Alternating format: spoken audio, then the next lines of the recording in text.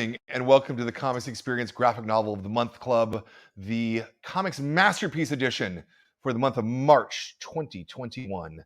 Our book this month, as you can see behind me, what our book this month is a book that absolutely everybody should have in their library, and probably most people do have in their library. But if you don't, if you had to pick one Batman book in the world, this would be the Batman book to pick. Batman, The Dark Knight Returns. I'm very, very happy to have Klaus Janson here as our guest to talk about the book, to talk about comics, to talk about making comics. Welcome, Klaus. Thank you very much for participating. Sure, you're welcome. Thanks, Brian. Yeah, absolutely. So my first question always is, why comics? Of all the things you could be doing in the world, what is it about comics that speaks to you as a medium, as a form of expression?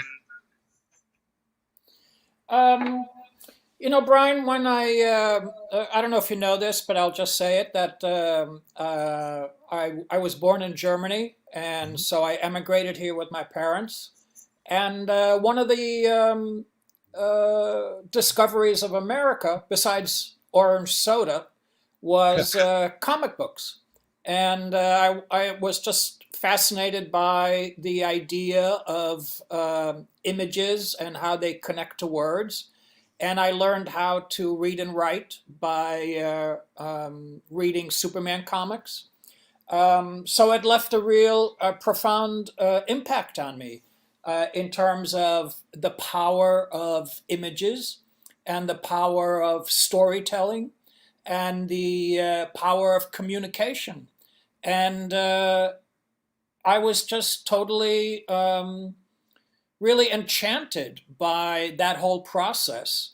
And, I started early on. I was cutting apart the Superman books that I was reading and making new comics out of them, pasting them up and, having Superman do different things or Lois Lane do different things than they were supposed to in the comic book. And I realized that, I was destroying all my comics. And I decided I should really start drawing them. And I started drawing my own comics, really to preserve my collection. And yeah, I know. It's funny. But I really enjoyed the whole idea of communicating. I liked the idea of being understood. As a child, I think maybe a lot of us as kids go through a period of time where we don't feel understood. And I used comics and I used storytelling as a way of not only expressing myself and entertaining myself and keeping me amused, during my childhood, but as a way of communicating and trying to be understood. So it has a lot of emotional and psychological resonance for me. Yeah, no, that makes a lot of sense. How old were you when you moved to America? I was 4.5. So I went to kindergarten in Germany and I went to first grade here in the States. Mm-hmm, mm-hmm. Did you encounter comics at all in Germany, or was it strictly here in America? No, it was absolutely just in America. Yeah, and it was it was this little classic mom and pop shop that was down the street from us.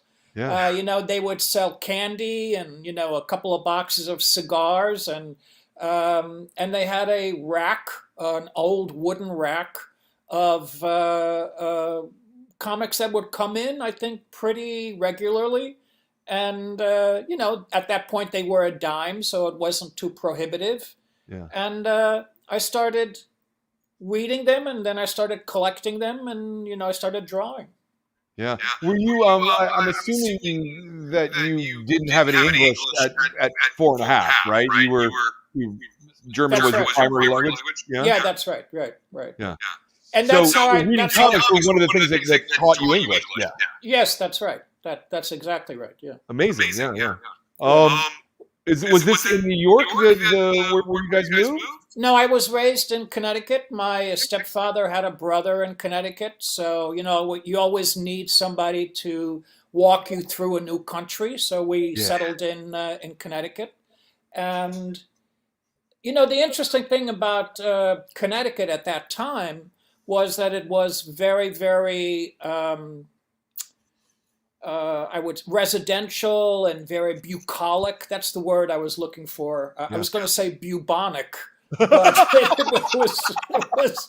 it was very bucolic. And we would get all of the TV stations from New York.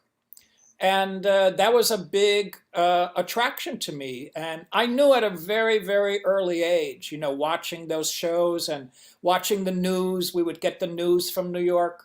I wanted desperately, desperately to get to New York and leave Connecticut. It was absolutely one of my big ambitions. Yeah. When did you achieve that ambition? It was about a year or two after I graduated from high school. I went to college for a couple of months, and I wasn't taking the courses that I wanted to take. They were all filled at the time, and I realized I was just wasting my time. So I got a job at McDonald's, and I started going to DC and to Marvel looking for work like 2 or 3 times a week. Um, so I would work during the day. I would bring my samples in. I remember, of course, that both DC and Marvel would give me Xeroxes of pencils to work over and to learn from, and I would ink them on vellum, and then I would bring in those inked pages to Marvel or to DC, and they would reject me, and tell me to get out of there. But I would come back in a couple of days with new samples. I'm skipping over, by the way, just in terms of history. Uh, During one of my visits to DC, um, which is a longer story also, but I met Dick Giordano, Yeah. and Dick lived in Stratford, Connecticut, and I lived in Bridgeport, Connecticut, and they were two towns that were next to each other. And so Dick recognized me from all of the letters that I had been sending him to at Charlton. I was a big Charlton fan, and I realized at a certain point that you could actually communicate with these people, who were producing comics. So I started writing a lot of letters, and how much I loved Steve Ditko and Captain Atom and Blue Beetle and all that kind of stuff. And when I went up to DC this one particular time, um, I was introduced to Dick Giordano, and Dick said, I know you. And I kind of freaked out because I wasn't sure what he was talking about, but he remembered me from all the letters that I had written him. Um, and we struck up not only a friendship, but a student-teacher relationship. So I was his assistant for about a year while I was still living in Connecticut. And then when I moved to New York, I struck out on my own. When you were his assistant, this was when he was still not just an anchor, but he was an anchor. He wasn't the editor in chief at that point. Yeah. No, I don't think he was the editor in He chief. was. Sorry, he was executive editor.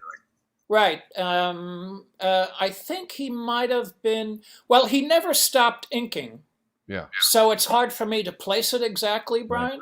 But I mean, I certainly remember, standing over his shoulder and watching him ink, and he would tell me, comment on my backgrounds. This is good, this is not good. You don't need to do this. You're overworking this. Simpler is better. A lot of those lessons, he taught me very much. He impressed me very strongly about how to be a professional, how to meet your deadlines, how to not be a jerk, because that's a big part of success, I think. Absolutely. So I learned a lot from him, and obviously we maintained a friendship throughout both of our lives and throughout his tenure at DC. It's a funny thing. He became a father figure to me, very quickly. I wasn't particularly close to my stepfather, and I would attach myself to, people who seemed to be guides. Yeah. And he was definitely that. And by it, and I think you probably know, I wasn't his only assistant. Sure. Terry Austin was his assistant, Bob Wyatchek, Steve Mitchell. So a lot of us came from that Dick Giordano school of thought and art. Yeah. DC and Marvel were very different companies then than they are now. Just the idea that you could walk in there as a 20-year-old, let's say, and go in there multiple times a week and go, here's some more pages, and actually have them pay attention to you. I mean, I don't think that's a thing that could happen today. Yeah.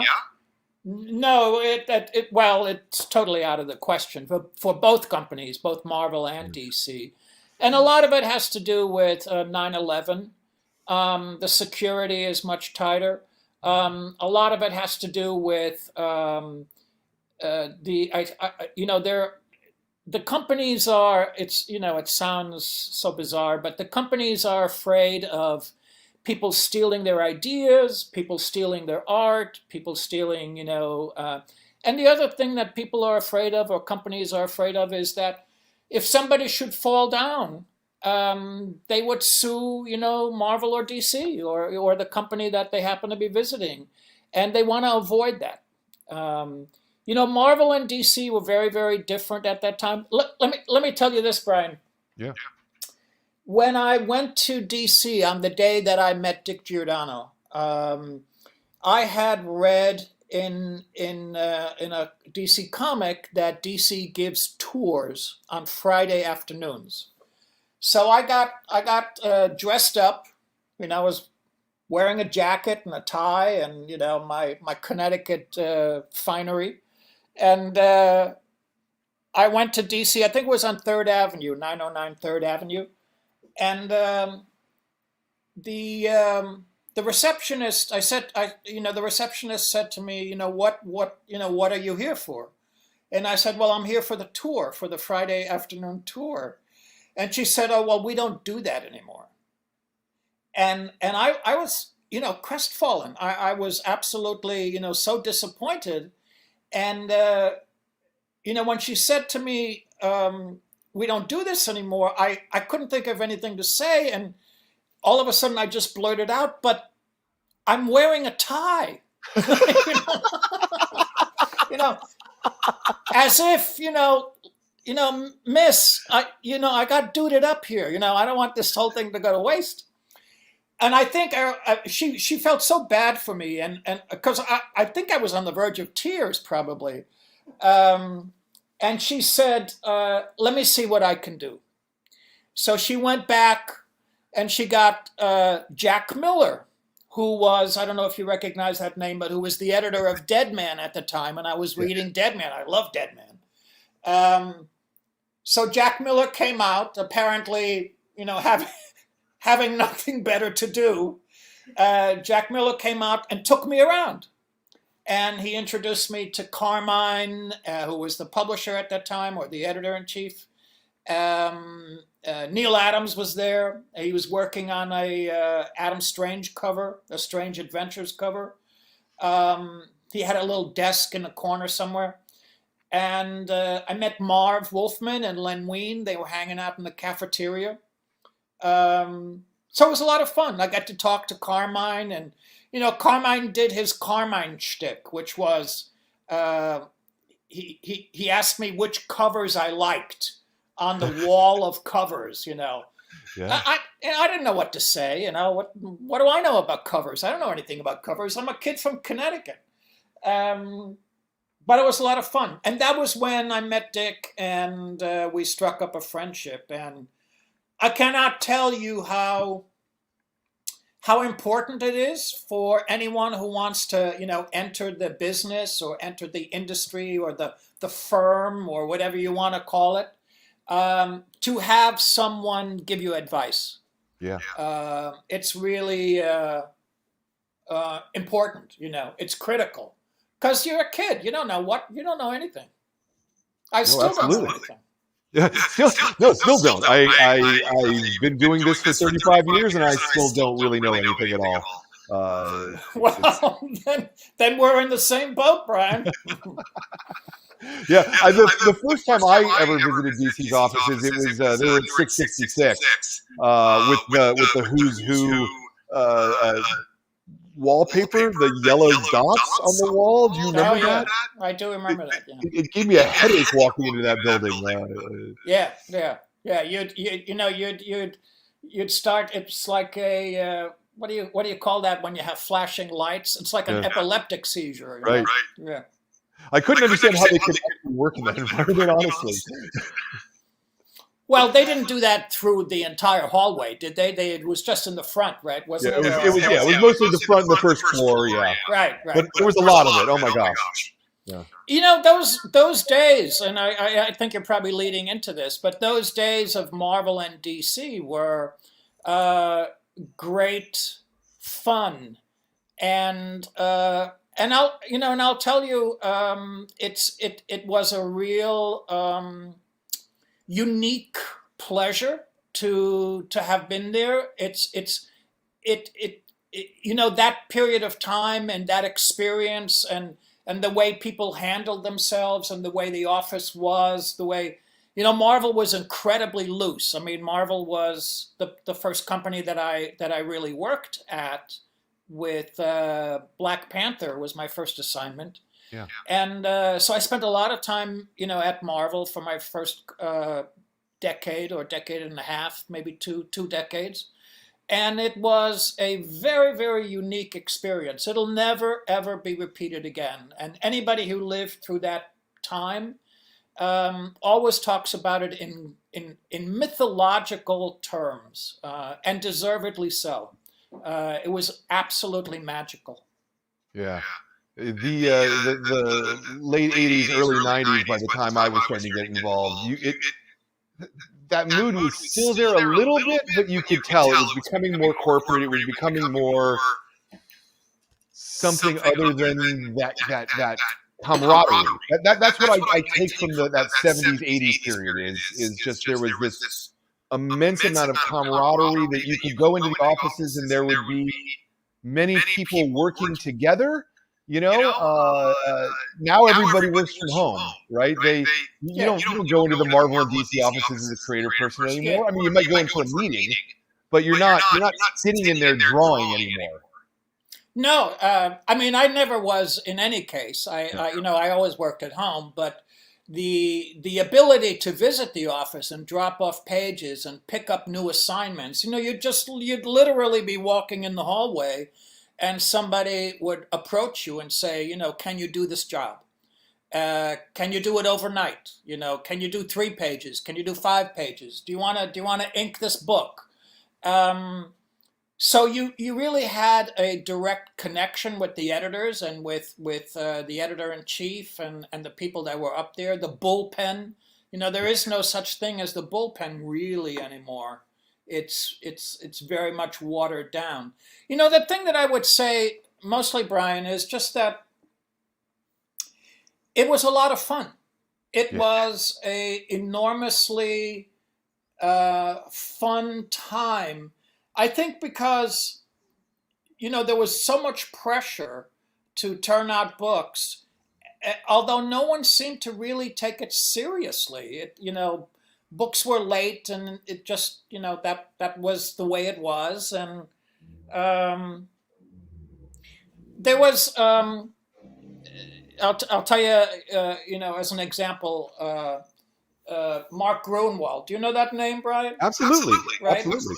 So Mark had an office at Marvel, one of the later iterations of Marvel, and he built a hutch upon which he placed a sofa to sit. And unbeknownst to most of us, the hutch beneath the sofa opened up.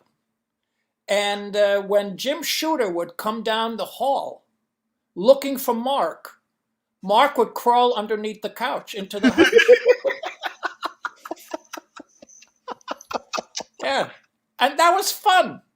And we'd be laughing our keisters off because we knew Mark was in the hutch, and Jim, where's Mark? Ah, it's hilarious. Yeah, it was fun. It seems to me, looking at your bibliography, that you've really been working kind of consistently over the last 40 years or whatever. You're still doing comics, today for Marvel and DC. What's the way that it's changed the most, do you think?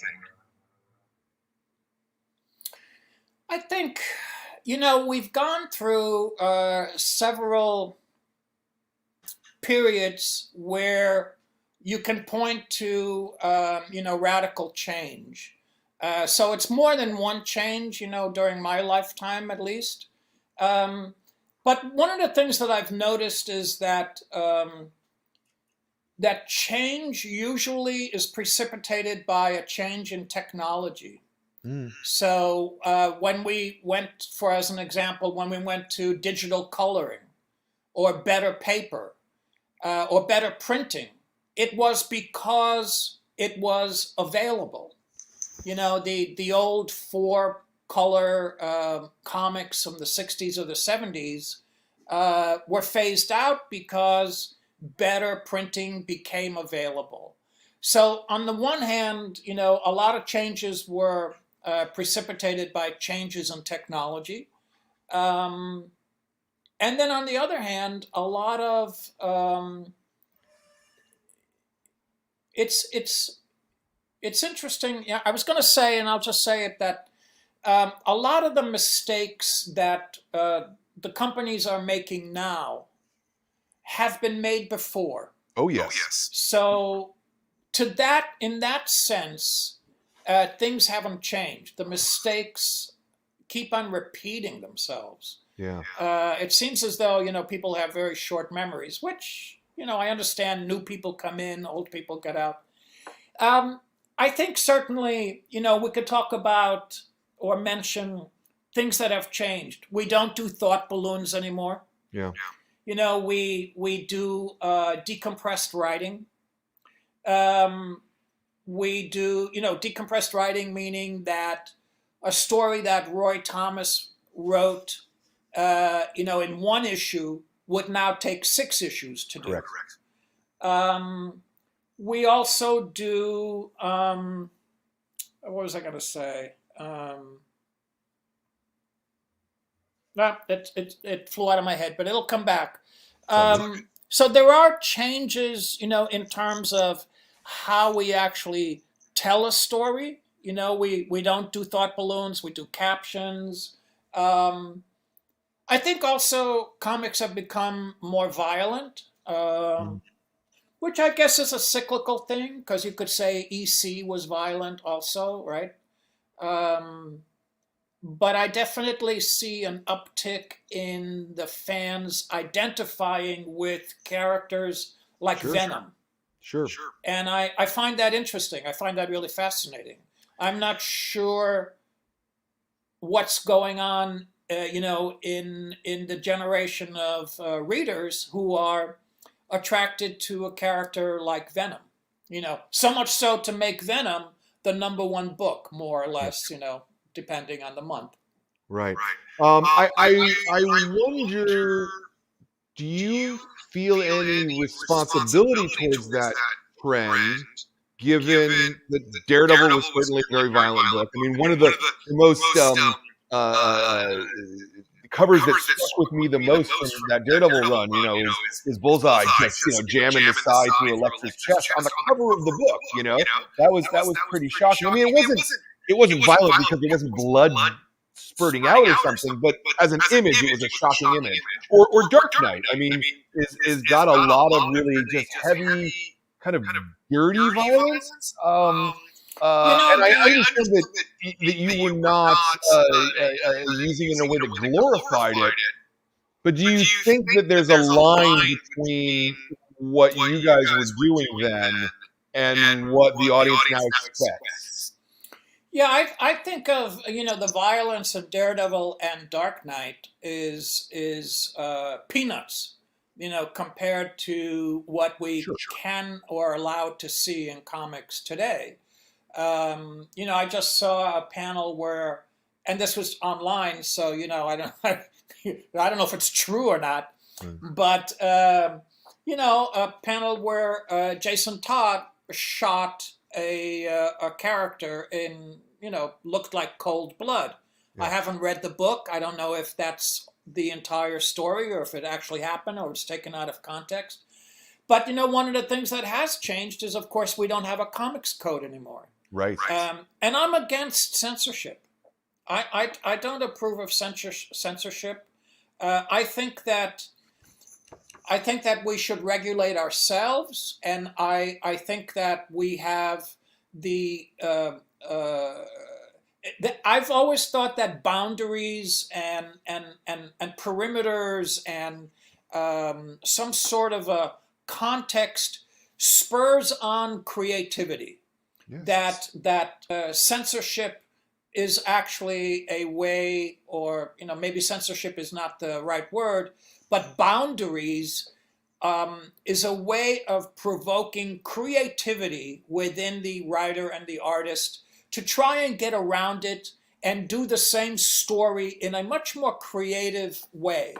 One of the things, and this is what I wanted to say, is that one of the things that happened to me was that I was inking a one-shot Punisher with what's Wolverine's son? Is it Dakin? Dakin, right? Dakin, right. And it was a one-shot, and John penciled it. John Jr. penciled it. Who I admire greatly. I think he's an incredible artist. I could talk for a whole hour just about John, but so I got the pages, and it's in the rain, of course, and all this other moody noir stuff, and then toward the end, Dakin dismembers Punisher and throws the body parts off the roof into the alley. And that was the set. That was the end of that issue. And the setup was for Frankencastle. So they were going to do a couple, and I think they did a couple of runs where the Punisher was sewn together, or Frank Castle was sewn together and became Frankencastle. And to me, I'm a professional, and I didn't read the script beforehand. And so I came to that part where, Punisher was dismembered. And I thought to myself, okay, this is where I draw the line. And that was too much. And so I've become much more aware of my responsibility, as a communicator, or as a, God forbid I use this phrase because I definitely shy away from it, but as a role model or as a way of influencing kids. As a younger artist or as a younger person, I didn't really think that what we did had any influence on kids whatsoever. In the same way that I didn't think video games did, or television, or movies. I've changed my mind since then. I think that culture and art and music and what we see and what we ingest in terms of the arts, or the arts, does influence people. And dismembering Frank Castle was where I drew the line. I don't have any regrets about Dark Knight or Daredevil. I think that I wasn't trying to frame it in terms of regrets. It's more when I think about Dark Knight was the first Prestige format miniseries. It was very clearly meant for mature readers. The image of the Joker, in the funhouse with the batarang stuck out of his eye, still haunts me today. I'm sorry. 30, no, and but not in a bad. I mean, not in a bad way. But Brian, wouldn't you agree that is peanuts compared to what we? Oh, absolutely. So I guess my question is that was that the first step that led us to the excess? I don't. That's a. I don't think so. I'd like to think not. I think that what did happen was that Dark Knight opened the door to a lot of gritty characters, or what people term realistic characters or realistic stories. And to some degree, I think that we've been mining that same mine, for the last 30 years. And frankly, I think it's time to move on. And we are. I think we are moving on. And by no means is that a slight against Dark Knight. It's a slight against the lack of imagination that so many of us have in our inability to move on. But I do think that we are in a golden period of comics. I think we are. Do you agree, Brian? Oh, I mean, more. Yes, I agree so much. There is not a better time in comics. I've been selling them for 35 years. The last 33 years have been amazing. There's so much good stuff in print and available, and new creators creating these just fantastic visions. It's vibrant and it's exciting and it's even as Marvel and DC kind of get consumed by being part of pop culture, and they lose what Marvel and DC were. Comic making itself, it has never been better. And I would think that as a teacher at SVA, you're encountering a lot of these young minds who are doing this work. That is absolutely true. And let me say just, part of the reason why, if you want to talk about SVA, we certainly can, but part of the reason why it is such a golden age, if you want to use that, or this wonderful period of time in comics, is because we have moved on from this one note of everything has to be, pseudo-realistic or faux realism or gritty and dark.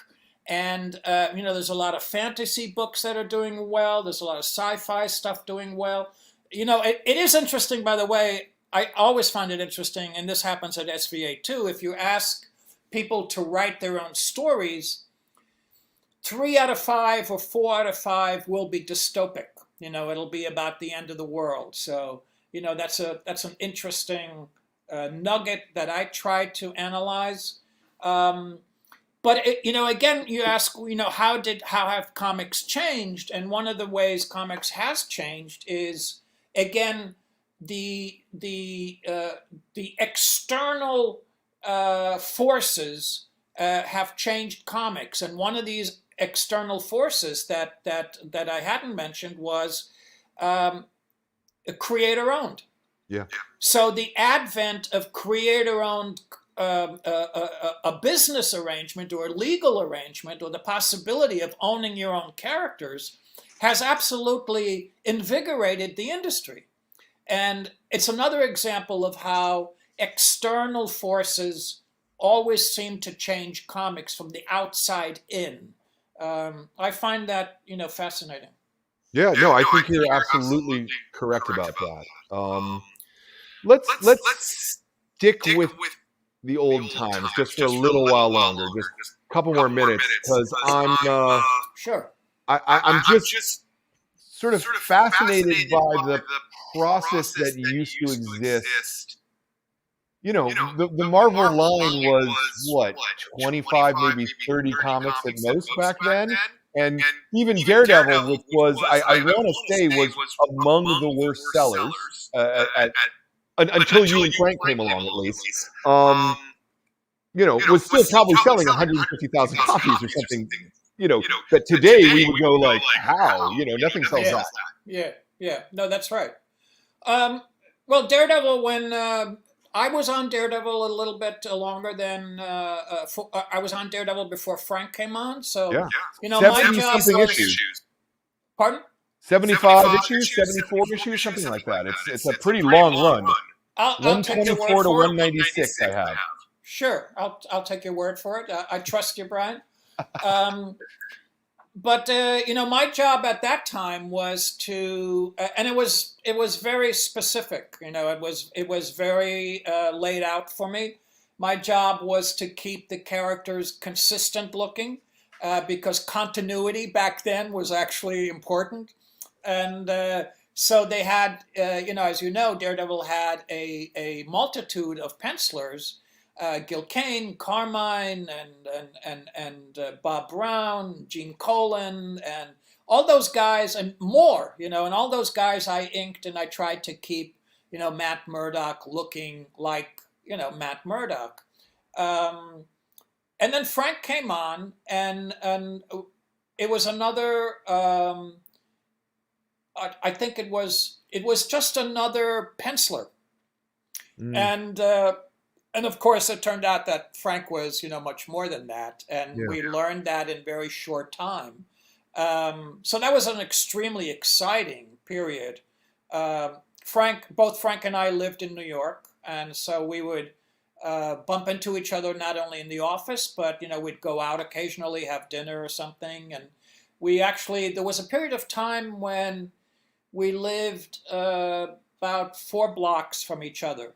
In the West Village, and the West Village, the blocks are very small. They're not like Midtown. So we had a pretty good friendship, I think. We had a very good working relationship, and part of the reason why we had such a good working relationship was because Frank really he allowed me to, he allowed me room. And that's a very generous thing for a penciler to do, to an inker. And so I was able to, I think, have a relatively influential footprint on Daredevil. To Frank's generosity. Yeah. Can you maybe for just to generalize? We talked to a lot of the echoes really got bad. Who are doing original graphic novels, right? That's most of the cartoonists that we talk to are doing the finished artwork all the way through themselves. Certainly some people have inkers, but we don't usually talk to inkers. And I intellectually understand what an inker does. But maybe can you give me a 101, like, for civilians, like, what is it you're getting, what is it you're doing, and how does it make the work better? It's talking about inking, Brian, and I deeply sympathize with what you're saying, because you're not alone. But talking about inking is like talking about the color blue. What do you say? How do you describe it? But in as best a way I can. First of all, not all inkers and pencilers work well. So, you start with that, and that some inkers will detract from the pencils. What I try to do is not that. What I try to do is add something to it that makes the pencils better. And I think one of the important characteristics of good inking, or what a good inker needs to possess, is the ability to draw. You cannot trace. It's not even a bad inker, it is impossible, for an inker to fall into the category of tracing. And allow me to, Chick Stone was an inker of Jack Kirby, Joe Sinnott, Sid Shores, Wally Wood. None of those guys went into the job inking Kirby with the intention of changing him. Yeah. None of them. Mike Royer, none of them. But each one was identifiable. And it's just the nature of the beast that you are going to leave, your footprint on the pencils. And not all penciler inkers work well together. It just, it's just the way of the. It's a certain combination that works, a certain combination that doesn't work, which is why I always think that Frank was extremely generous. But in terms of what an inker does, an inker has the same responsibilities as a penciler, which means that you have to be able to identify the characters. You have to be able to manipulate the reader's eye.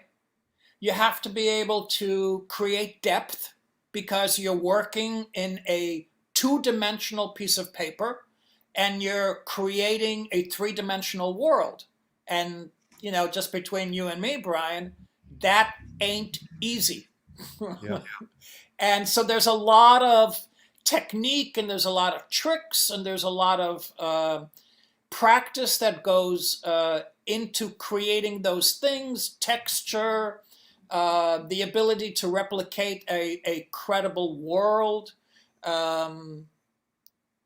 energy, vitality, credibility, clarity, all of those things. And then on top of all of that, you have to create some sort of excitement. Yeah. And, one of my favorite things that I like to focus on is, how should I say it? I like to create a feeling of not static. What's the opposite of static, Brian? Active. Pardon me? Active? Yeah, active or some electricity. Some movement. Yeah. And I will tell you, Brian, that the first 10 years of my inking life was shit. And it really took me up until the point when I started teaching at SVA, when I had to really study and figure out, what storytelling is about and what inking is about, what penciling is about, what art is about, what communication is about, and more than anything else, what storytelling is about, what drawing and storytelling is about. Yeah. That I started to understand what I was doing. And that was about, there were two turning points in my career. Let me say this, Brian. And if I'm talking too much, cut me off. No, please. I love this answer. This is great. There were two turning points in my career. One was working with Frank on Daredevil because he allowed me an extra amount of responsibility for the work that pencilers don't usually invite the inker in to have. And so I had to step up. I had to be better. I had to become better. And then what really, then the second thing was teaching at SVA, or just teaching, but teaching at SVA. Mm-hmm. And I remember the first day of class in September of my first year, I went through everything I knew in 2 classes. So that was 6 hours. And it may not even have been 6 hours, I mean, in addition to the fact that you're nervous and you talk fast anyways, right? Yeah, but and I realized, oh my God, I've got, 5 more months, 6 more months of this. What the hell am I going to talk about? And so I really focused in, and I created what I thought was a philosophy about storytelling, which later I realized that everybody more or less thinks in these terms. Storytelling, whether it's film or TV or sequential art. Storytelling is usually based on the a very practical and classic, immutable theories and philosophies. So when I started teaching at SVA, that really made me a better artist. Very much so. That and Frank. This is the thing I'm curious about, because you're teaching sequential narrative. It it seems to me that one of the things that makes comics different than any other medium is that the audience participates in comics. To me, comics are not image. To me, comics are the gutter, where the audience is looking at image number one and looking at image number two and drawing the connection between those things, which is different than any other medium, right? Because every other medium is hot, like they're film unframes at 32 frames per second no matter what. You don't get to stop. But comics, you as a reader read them in the time. Well, the creator designs, but also that you want to do. It's very common to go back and forth when you're reading comics too, I find, that you don't get in film and TV or in books. That's true. Yeah. So, is there some sort of special cushion about comics because of that participation and because of that gutter? I think that the relationship between the creator and the storytelling and the audience is very different than, say, movies or film and or TV. And you've described it. The audience is passive, and the creator or the director is in control. And with comics, it's a give and take. One of the big differences between comics, and this is why I think comics is very, very difficult. And if, I've always thought that working in comics and creating a comic and doing a comic, I'm not even talking about 21 pages. I'm talking about one page. Yeah. I'm talking about just one page. You give me one good page, and that's hard. Yeah. And I'll tell you that doing a comic page that's good is almost impossible. Huh. It is so difficult. And one of the reasons why it is so difficult is because the page with all of its panels has to work as a unit. What you describe, the reader going from one panel to the next, that's the responsibility of the creator. I mean, a lot of it is built in because we read left to right. Sure. What's interesting is trying to teach a student from Eastern countries like Yes. China or Taiwan or you realize that what we take for granted, the method of reading, is extremely helpful to the medium. But the creator, the artist, especially the artist, because frankly, writers don't know anything. So the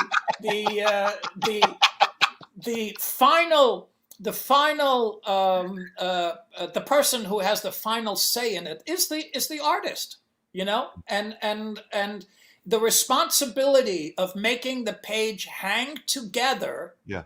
In addition to each panel hanging together and being, you should be able to take a panel out of the page and hang it up on a wall, and it works. Yeah. I'm not saying it's beautiful. I'm just saying it works. Yeah. And each page needs to work.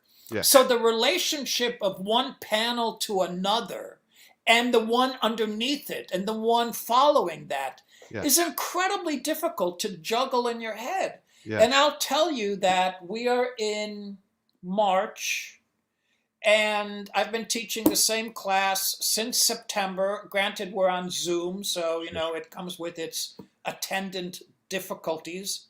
But the kids do not get it. Yeah. They are not getting it. And it's a measure of how difficult it is that they don't, after 5 months or 4 months, whatever it is, 6 months, don't understand it yet. Now, is this because they're looking more at digital comics and things like that, where the page is less important to how you tell comics, or is it just the callowness of youth, I suppose? If I knew the answer to that, Brian, I think I'd be a better teacher. Yeah. Because I've tried, a lot of different ways. There are, I don't know if it's the callousness of youth. Did you say callous or callow? Callowness. Yeah, well, it's both. Yeah, it's. I know from my own experience, Brian, and maybe you can relate to this. It doesn't matter sometimes. It doesn't matter if you're not ready to hear it. Sure. You're just not ready. Sure. And it's not just about hearing it. It's about internalizing. Oh, I get it. Yeah, I get it. And 100%. and some kids and or professionals, and I include myself in this, you're just not ready. Yeah. You got to go at your own time and at your own pace. And oftentimes you'll really understand something in the middle of the night, or in the shower, or you're watching a movie and you say, "Oh yeah, that's what Klaus meant." That fucker. So let me ask you this question that you may be in a really unique position to answer. Not just because of the length of your career in comics, but because you're teaching the next generation of students. It strikes me that we don't have editors the way that we used to have editors, right? The editors are not helping people break stories in a granular way anymore. They're kind of letting people do their own thing, and I don't know. I would love to hear your thoughts about editors in the 21st century, because it strikes me from my side of the counter that so many of the people who are working, especially in Marvel and DC, are trained in brand management rather than trained in making good comics. I think that there's a lot of that going around, and editors definitely had more say or more power back in the 70s and 80s and even in the 90s. I think it really started changing when the idea that writers were the driving force in comics, around the turn of the century, around 2000. Howard Chaykin has an interesting point of view, which is that if you are the artist, you are writing the story, and whether it's a tight script or a loose script or whatever it is, but if you're the artist, you're basically writing the story. You're determining what we see, and you're determining how we see it. You're determining how long you see it, how big the panel is, how small it is, how fast, all those things. Yeah. But I think editors have been they've been diminished in their ability to assign jobs. I think now it's a committee who decides who gets what job, or who gets what assignment, or who's on what book. And it's also a committee that decides, more or less, you're talking about corporate comics. It's a committee that decides, what the stories are and what the story is for the next year or two. And some of that is really good because you need planning, we're in the post-event era, the post, what was that? Oh, Secret Wars era, right? Right. And so you have to plan for that kind of stuff.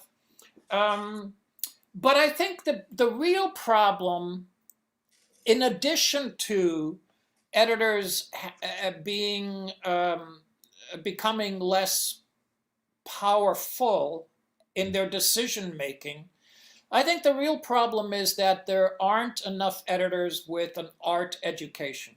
Yes. I could name editors that know art on one hand.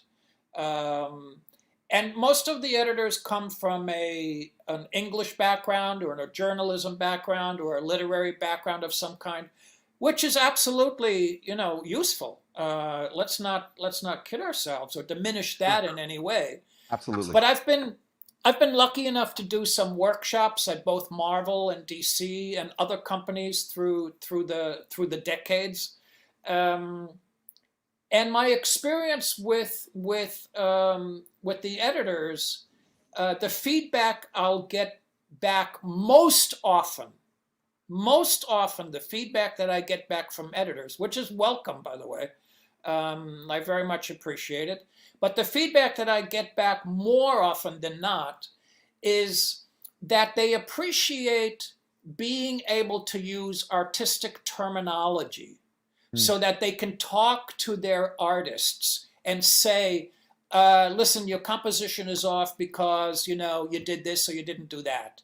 Or your pacing is wrong, or, your big panel shouldn't have been the big panel. Your big panel should have been this panel, So there's some terminology passed on from the workshops to the editors that is, quite useful in terms of communicating to their employees and to their artists. Yeah.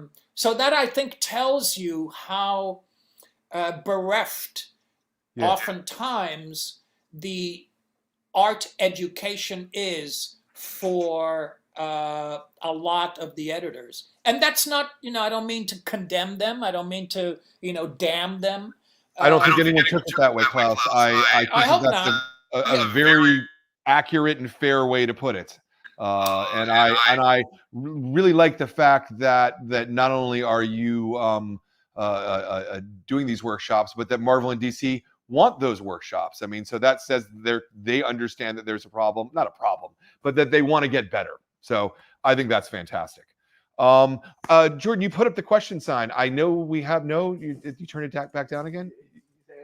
Oh, he's answered most of the questions we've already answered. Okay, well, good. Then I want to keep asking you about craft, because I love questions about craft. Again, I'm not an artist and I don't have an artist background, so the way I ask these questions may not be right. So tell me where I'm wrong here. I'm not even that. I'm super curious. In the inking process, I probably picked a really bad page as the example page. This is a sort of Two-Face like a downfall in Dark Knight. This is, I think, the first issue, the end of the first issue. There's got a lot of really black elements. There's a lot of chiaroscuro on the page. This panel in particular is all, there's no color here at all. It's all just black lines are telling all the information.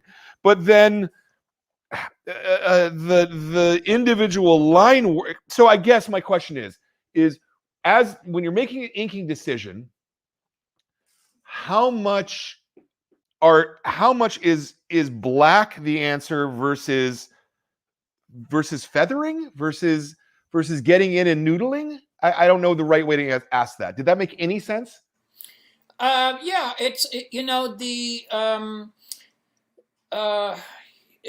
let me say this. First of all, the 2 pages that you held up, the silhouettes were designed and determined by Frank. Yeah. And so that was not a decision that I made. In other words, he didn't draw them open with clothing and stuff. and then I filled it in. I'd made that decision. It was Frank who wanted them to be silhouettes. But in terms of, one of the reasons why I love inking as much as I do, and why it is so fun, is because more often than not, each panel needs to have a very unique and specific solution to whatever the problem is within the panel. So if I'm going to do, say, cross-hatching or noodling, well, they're two different things. Feathering is one thing, cross-hatching is another. Yeah, I'm sorry that I didn't ask that. No. I'm just trying to be, specific about the answer. Absolutely. I would not, for instance, do a lot of noodling on small figures, right? Why would you? They're most often in the background, and you don't need to. But if you want to create volume, and you want to create volume, which is a sense of roundness and three-dimensionality, you want to be able to use feathering to show. Don't forget that feathering is basically the transitional area between white and black. Yeah. So feathering is the gray. And so like a shadow will change from, white to gray to black. That's what you're trying to communicate with feathering. In addition to, feathering also is trying to communicate the volume of the form. So if you have a bicep, the feathering most often follows the form of the bicep. Not always, but generally, because you're trying to show roundness, and creating depth and volume is one of the primary goals of any penciler or any inker or any colorist, because we're working in a hobbled medium, hobbled by the nature of the paper being two dimensions. You have height and you have width, but you have no depth. So when you create depth, it's a magic act. It's an illusion. And that the ability to create that illusion sometimes involves feathering, sometimes involves cross-hatching, sometimes involves grays of a different kind. But, it goes back to what I started out by saying, which is that each panel oftentimes has a very unique solution to its problem, the problem that you may never encounter again, because that scene is unique. There's three people here, there's a big shape here, there's, there's a background, there's a foreground, there's all sorts of things that you have to think about in order to present that specific scene in the best light. Pun intended, by the way. Because it is all about light. Yeah. So one of the parts of the question that I was trying to ask there too was about shadow and about, I think chiaroscuro is the right phrase there, where the blacks are as dominant as the white. Even the scene, Harvey's in bandages before that, and his face is black, but the bandages are white, right? Which is what makes that work. Now, obviously that's in Frank's original work, but how does that, I don't know how to answer that question. I don't know. Kat, how do I ask that question? No, you don't know either. Okay, that's fine. Ask it the way you want to. Yeah, well, no, I don't know what the frame is. It's to me, it's a fascinating technique that one extreme against the other fills in your mind. So there's no color in one of those panels that I showed, but it's still in color in my head, if you know what I mean, because the black is so black and the white is so white, and there's nothing else. There's no gray. Well, I think, what you're talking about, Brian, is the participation of the audience, which is a wonderful component of storytelling. I will say, what you're talking about too, in very specific, you're talking about, the relationship of the black and the white. Yeah. And when we talk about a page, what we're talking about a page, is the relationship of one panel to the other, and the next panel and the panel, the page is about relationships, and the relation, and oftentimes the individual panel is about the relationships of the shapes within that panel. Yes. We're getting really into the weeds here of composition, Mm-hmm. but it is about relationships. And one of the things that I try to do in my own work is emphasize contrast. Mm-hmm. So I will use a thin line next to a fat line, or I will, and I think that's pretty obvious in my work. I will use a black against a white. I will use a big shape against a small shape. Contrast, a big panel against a small panel, a fast scene against a slower scene. Contrast is, I think, one of my defining characteristics in terms of how I approach work or what the work looks like. And, what you're talking about, at least partly, is, the white bandage and the black of the face. Yep. It wouldn't work as well if the face were flesh. Mm-hmm. It works best because of the high contrast between the black face and the white bandages. Yeah.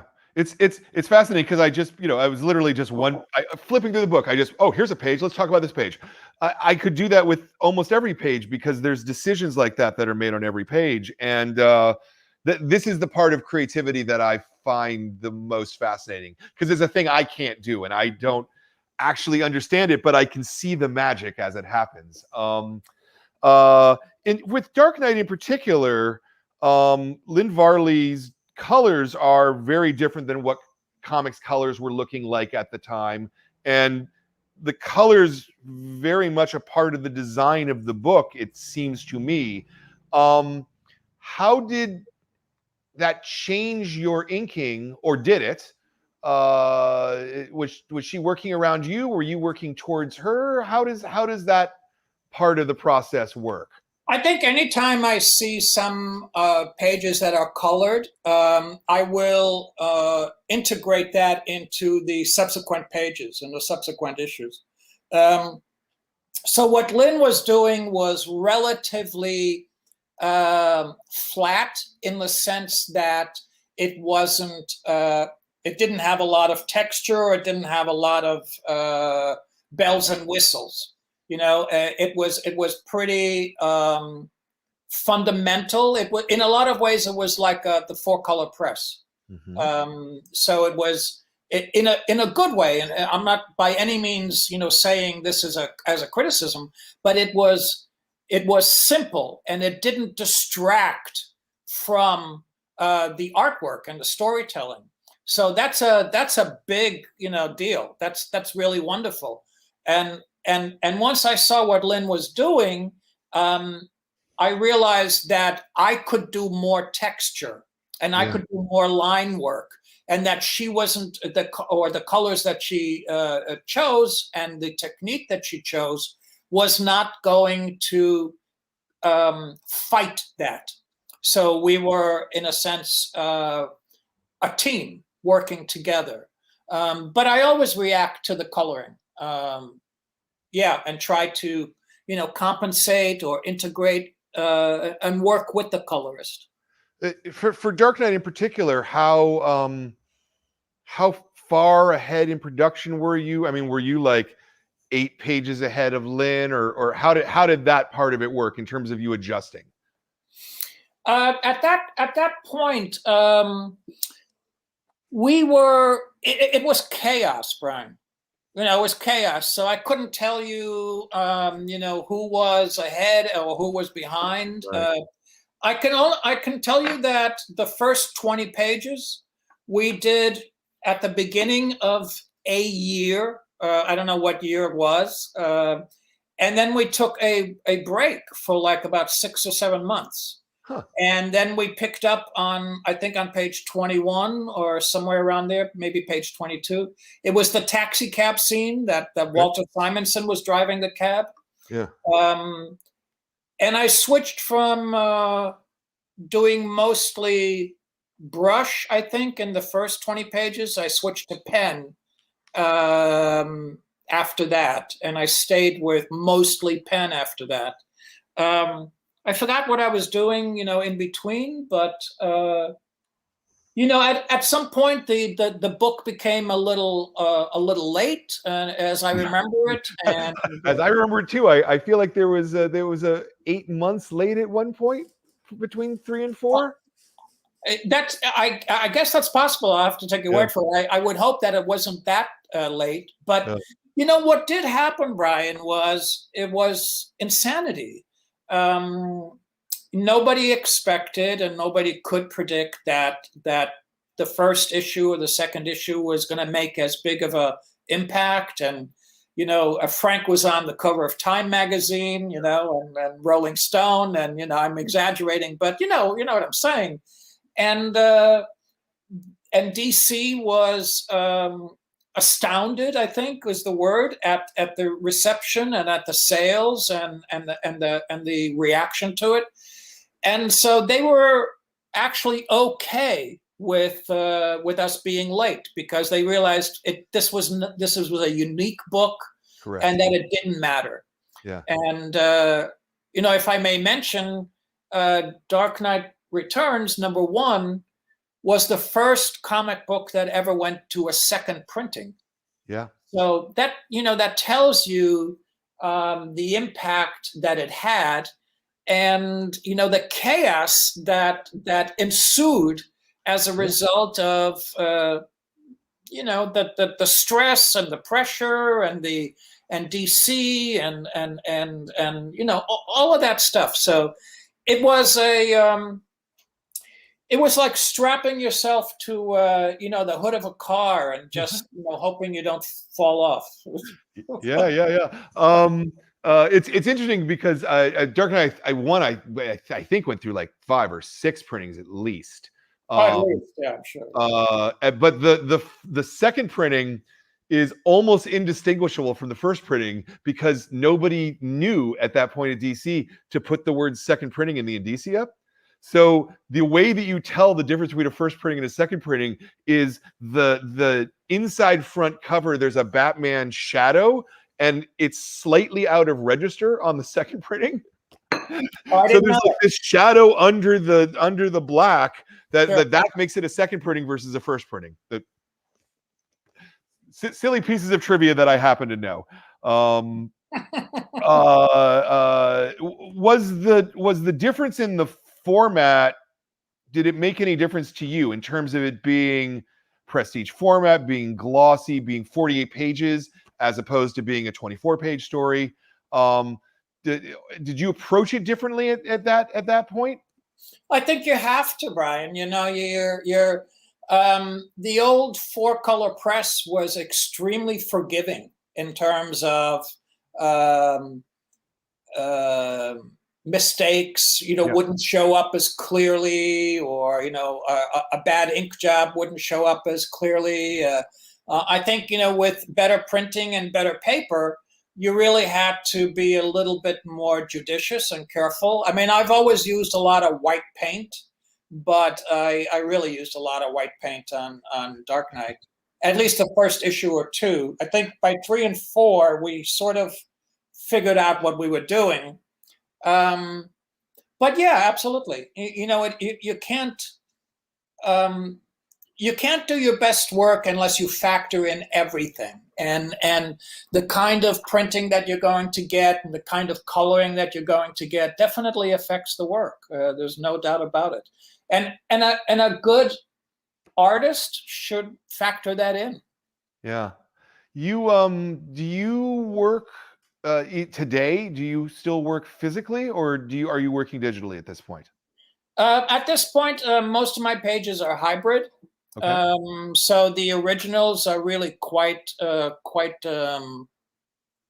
messy. Mm-hmm. and then I scan them in, and I Cintiq in my Cintiq, and I. You want to see my Cintiq? Sure, absolutely. Can you see it? Yep. That's my Cintiq. Nice. There's some Daredevil pages hanging on the wall. Nice. Yep. Nice. So they're mostly hybrid, but I enjoy, the inking, and I have to tell you, I enjoy digital a lot, and I suspect that very shortly I'm going to be going all digital. Mm-hmm. Is there a difference in inking digitally because you don't have feedback on the paper with the brush or the ink nib? Nib.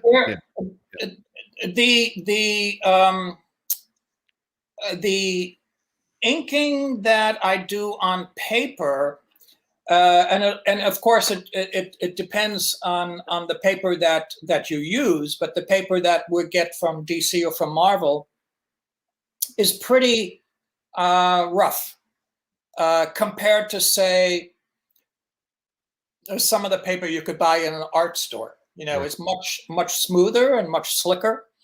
I find that digital, the line doesn't vary as much as I can get the variety of line width and textures from a brush or from a nib, especially from a brush. I really feel that I know what a brush can do. I feel like I can control a brush pretty well. But the digital has a lot of advantages. And one of the advantages is that the line that you produce, even though it doesn't have the ability, or at least the brushes that I'm using, doesn't have the ability to go from thin to thick the way a brush can. Right. The line itself is incredibly smooth and specific. Mm-hmm. So it doesn't catch on the paper, nor does it reveal the irregularities of the paper. So when I do a hybrid page and I, put it into the Cintiq and enlarge it, you see all the, nicks and ticks and all the dirt and schmutz and it's annoying, frankly, to see that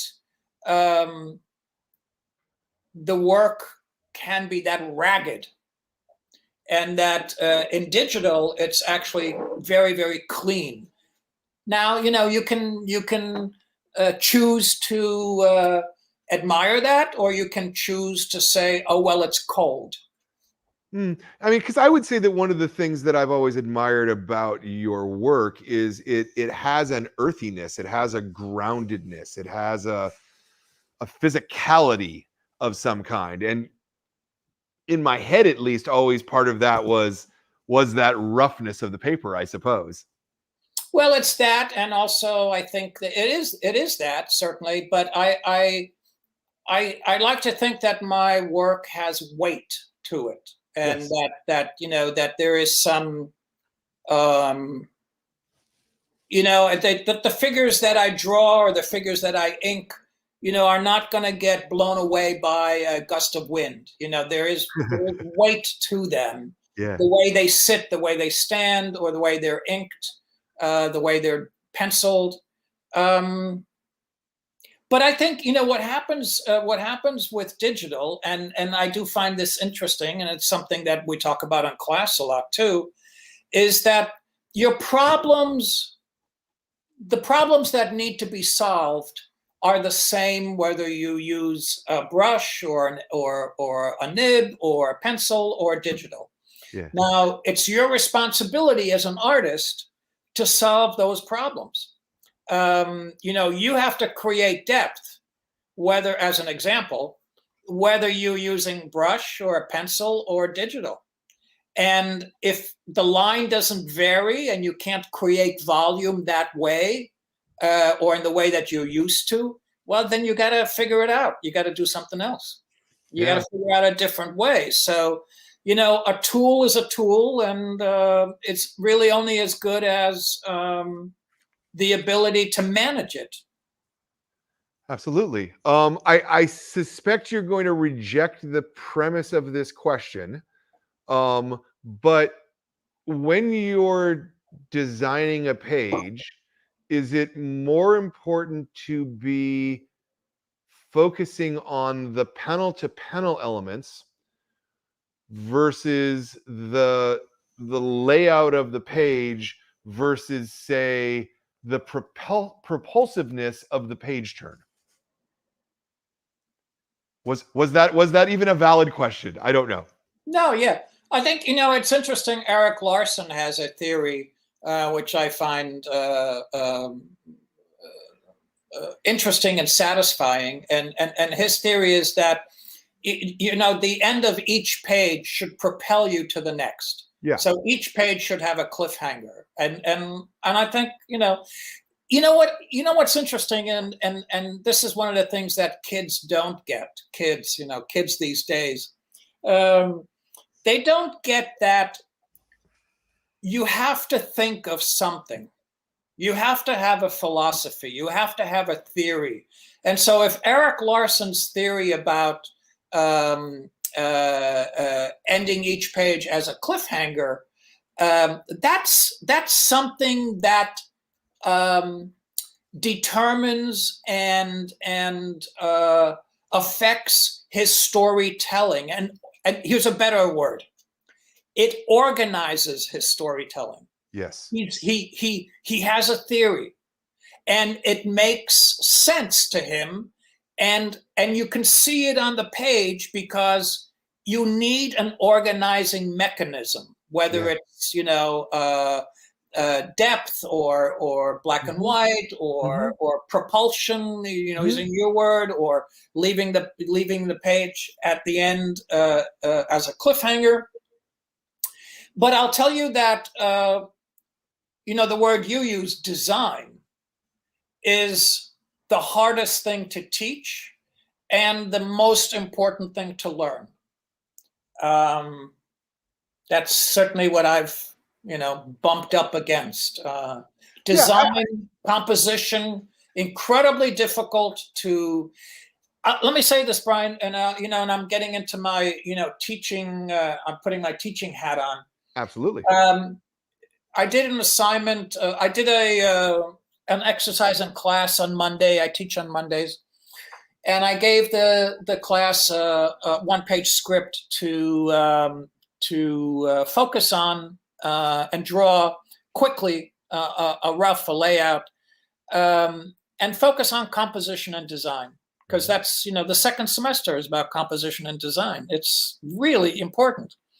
And what happens is that what most of the students at that particular stage of their evolution, most of the students think that they have to sit there and think what the composition and design is. And that can only get you so far. And that's not a bad thing to do, but it can only get you so far.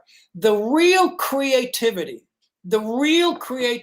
occurs when you sit down and you start drawing and you discover things. Yeah. You discover a composition, or you discover a design, and you look at it and you say, oh, this will work, or this is good, or this is bad. And so you need to be self-aware in terms of the work that you produce. But it's not about sitting back and thinking in your head, how am I going to design this page or compose this page? That could be the beginning, but it really happens when you sit down and you start drawing and you start to eliminate stuff, and you see that this doesn't work, or this relationship doesn't work, and you discover maybe a new composition or a new way of doing something. That's when creativity really occurs, when that interaction between doing and thinking. Thinking by itself is just, it's just, It's worthless.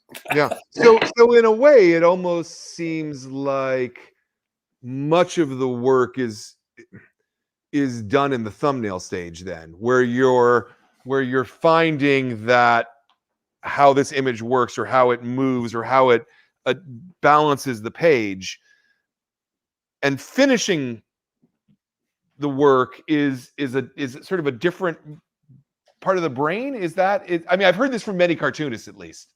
It's true. And I think if you've heard that from cartoonists, I'm sure you've heard the Hitchcock story, which is that he felt after he did the storyboards, he was done. Yeah. And he thought that, filming the movie was absolutely drudgery. Yeah.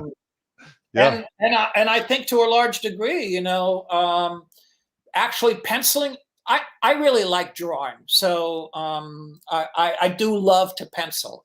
I think I like penciling more than I like inking. That was going to be my next question. It's a real it's another level of challenge. It really is. Inking is fun. Inking, at this point, after doing it for like 50 years, I have a system and I can rely on that system. I kind of know what I'm doing. Penciling is, challenging and interesting. And once you solve the problems with the layout and the rough and the design and composition and the storytelling, then the rest is, I don't want to use the word craft, but you can rely on craft, when you're doing inking. I try not to.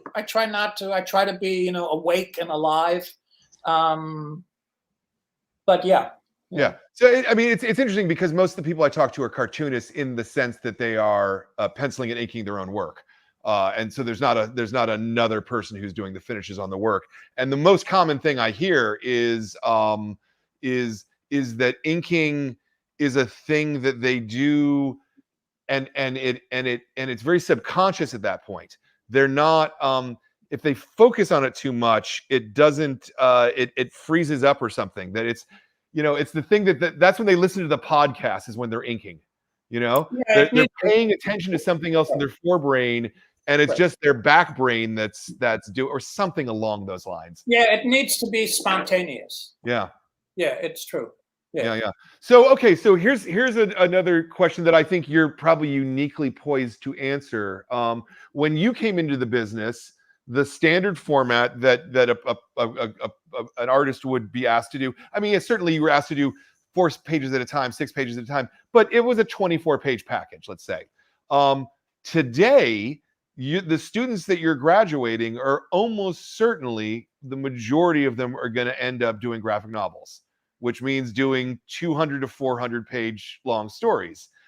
Now, I tend to think that doing a 200 or 400 page story when you're in your 20s is really, really difficult. Not from anything else, that you just don't have the life experience yet to control that kind of a narrative.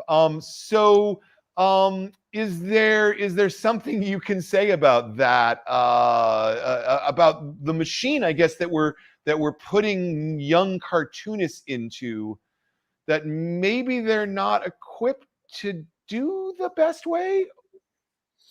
Well, I think that is true, Brian. I don't think they are equipped to do it at this stage. But it's not, the thing that I try to communicate is that this is a hard thing to do. I think that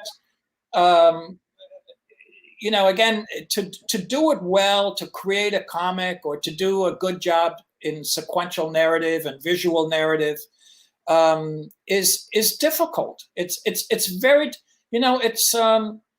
how many shitty movies have we seen? Sure. And why are they crappy? They're crappy because they didn't tell the story correctly or effectively, and these are people who are spending $200 million on a movie, right? And you think, wow, where did that money go to? How could they how could they make that decision, to do that or to do this? But on the other hand, you have to be encouraging, because I think that the options that are out there for young artists and young writers are so multitudinous and cuts across such a great variety that compensates for their naivete, I think. So if you have enough energy, and you have enough ambition, and you have enough perseverance, you will make it. Sure. I guess let me try to narrow this a little bit based upon what you've told me. So you were talking about your relationship with Dick Giordano, and his teaching you specific things about craft, and it sounded like it was very focused on craft, yeah, which is a thing that somewhat seems easier to do to me when the form that you're looking at is sort of 24 pages at a time, right? Like that's to shape your craft in that space is a different thing, or maybe it's not, than to shape your craft in a 200-page book. Well, we'd have to, and Dick and I got into this argument all the time, or debate. I thought at that time that comics was an art form, and he thought it was craft. And we'd have to define what I meant by art form and what he meant by craft, in order to carry on the conversation in an understandable way. But I think part of the reason why he thought that it was craft was because you were working for someone else. You were working for on someone else's story and on someone else's characters for someone else. In other words, you were being hired. And I think that's a legitimate point. But I think one of the options that we have today is, you can actually work for yourself. You can do your own story. You can write your own story. You can write your own graphic novel. Yep. So I think that the kids coming up today have a lot of options, have a lot of opportunities. And I'll say this, and this may be a little off the subject of your question, and then one more, because I'm falling asleep. Sparky. Yeah. I'll say this, that one of the things that that is immutable, that is incontrovertible. Am I saying that right? Yes. It's past my bedtime, Brian. Is that if you have the hunger and the ambition and the perseverance and the strength to follow your dream, you will make it, no matter how bad of an artist you start out to be. Yeah. And I've seen that happen in class over and over and over again. And conversely, I've seen students walk into class that can draw better than me, which is a low bar. No, I'm kidding. It's not a low bar. But that's the old Klaus, by the way. But students that can come in there and they really know how to draw. It's like they've either been drawing their whole life, or it's just something intrinsic within them. Yeah. And if they do not have, and many don't, if they do not have the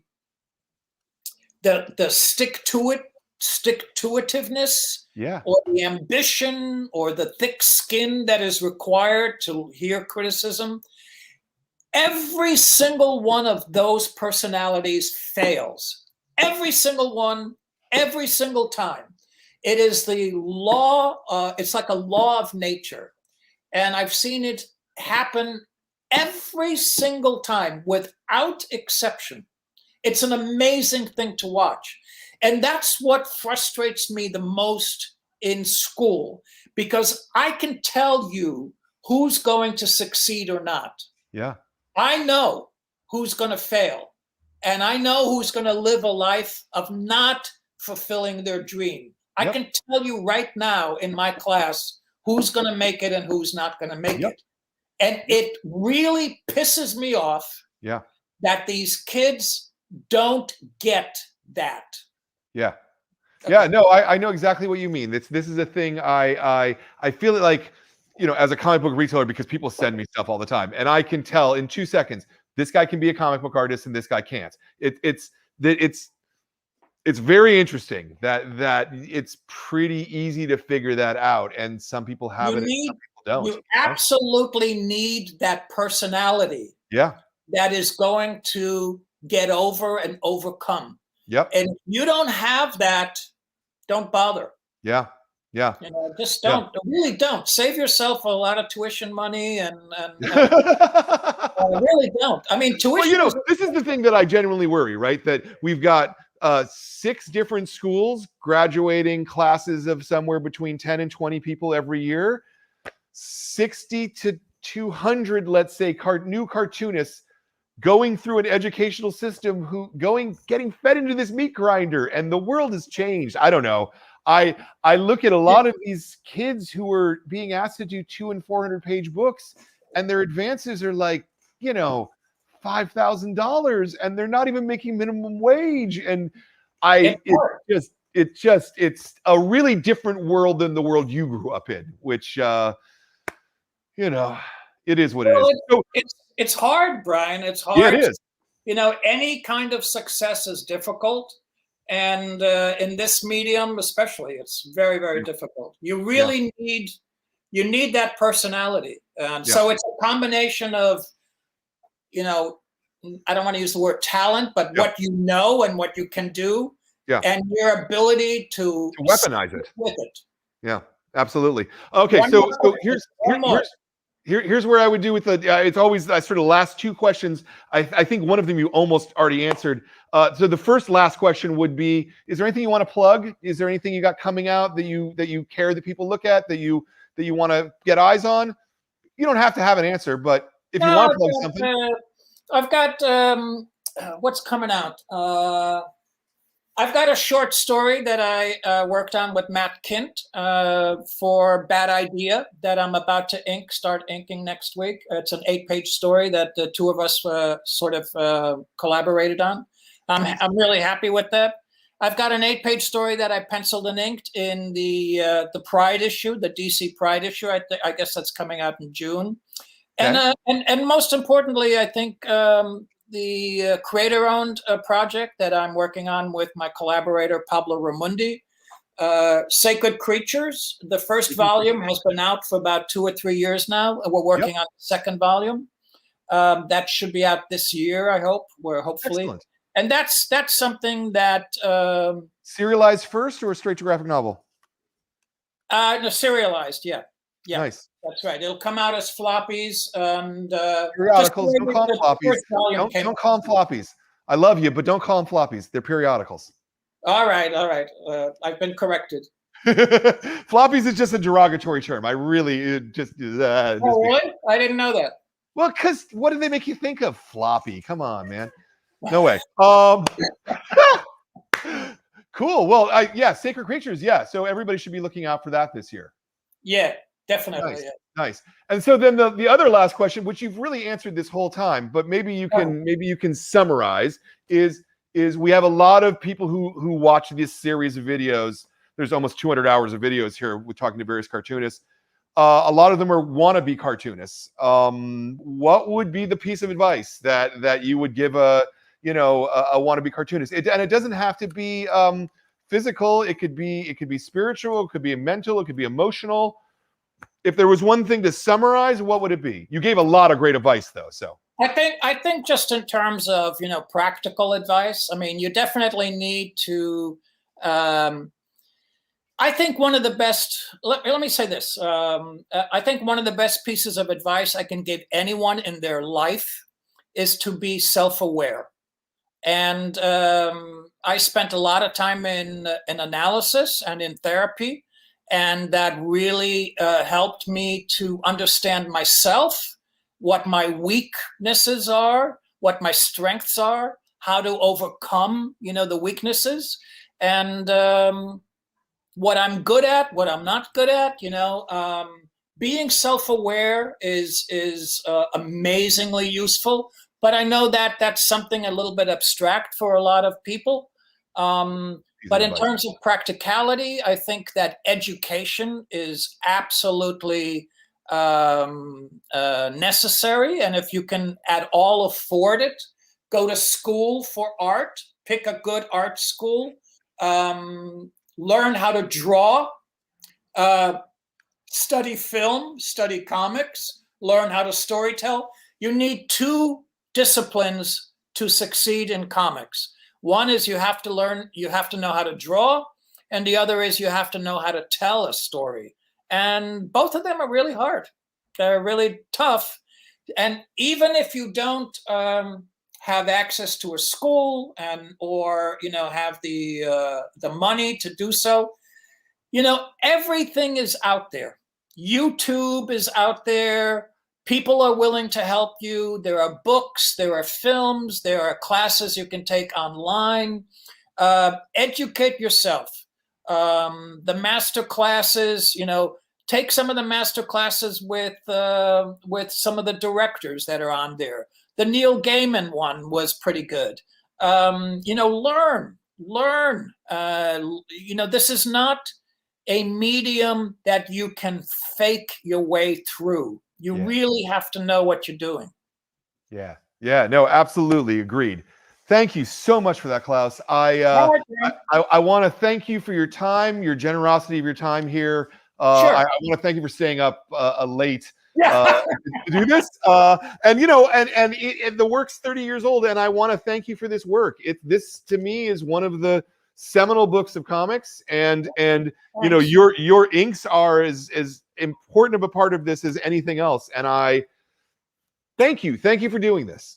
Brian, let me thank you also, but let me just say, I'm so amazed that Dark Knight Returns has managed to survive, all this time. It's an amazing thing, and honestly, it's Frank. He deserves an enormous amount of credit. It was a brilliant piece of work on his part, and I'd like to think I helped that along, but it's amazing to see it, still around. It's really incredible. Yeah. So I appreciate what you're saying, Brian. Yeah. Listen, have a good night, okay? Look, thank you very much, man. I appreciate it. Thank you, Klaus. So our book this month was Dark Knight Returns. If you haven't read this, well, you're I don't know who you are if you haven't read Batman the Dark Knight Returns. But we'll happily sell you one if you haven't. Next month's Classic Graphic Novel of the Month Club is Sandman's Preludes and Nocturnes. We'll be talking to Neil Gaiman, Karen Berger, and Paul Levitz about the formation of this book, and that will be a really cool conversation, I think. I've known Neil for a really long time, so that I think will be really good. The Adult Graphic Novel Club this month, the selection is Afterlift, and so next Wednesday, like a week from today, we will be talking to Jason Liu and Chip Zdarsky, who are two of the funniest Canadians you're ever going to meet in the world, and I think it's going to be a laugh riot, honestly. And we're going to talk about comics too, and how you make comics and why comics are great. And then the Kids Club this month, because kids comics are like where things are at. The Kids Club this month is Strange Academy. This is our first Marvel comic that we've ever picked for the Kids Club, and only kind of the second or third in like 80 books that we picked for the clubs in general. Scotty Young, Humberto Ramos. We're going to talk about this, and it's going to be a lot of fun. And that's not this coming Sunday, but the next Sunday. Of course, you're probably watching this not as a live stream. So yeah, you can hit subscribe thing, and that will get you into this. Look, thank you for watching this, and thank you for Klaus, who he's logged off because he's tired and he wants to go home. But thanks for Klaus for being my guest. I hope you enjoyed this conversation, and we'll talk to you next month. Well, week.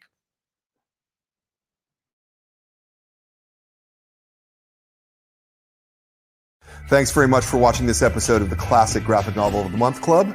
If you enjoyed this interview, please make sure you hit subscribe and hit that bell up in the top corner. You know, every month we look at the history of comics and we pick a great graphic novel to bring you and a great interview to bring you as well. We'd love it if you joined the club, and we hope that you can join us.